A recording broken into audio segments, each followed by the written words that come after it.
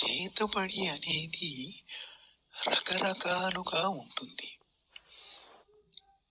ఈ విధమైన చేతబడి అనే దానికి పోయే ముందు శత్రువు మనకి ఎంత నష్టం చేస్తున్నాడు అనేది మనము గమనించుకున్నాకనే శత్రువు యొక్క అంతు తేల్చుటకు, అంతం చేయుటకు కూడా ఈ యొక్క నిర్ణయాన్ని మీరు తీసుకోవాల్సి ఉంటుంది.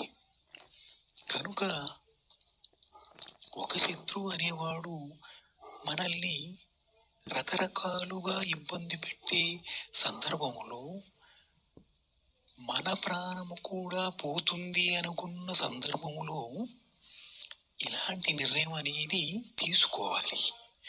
మనము మంచితనంతో ఉన్నా కూడా ఆ శత్రువు అనేవాడు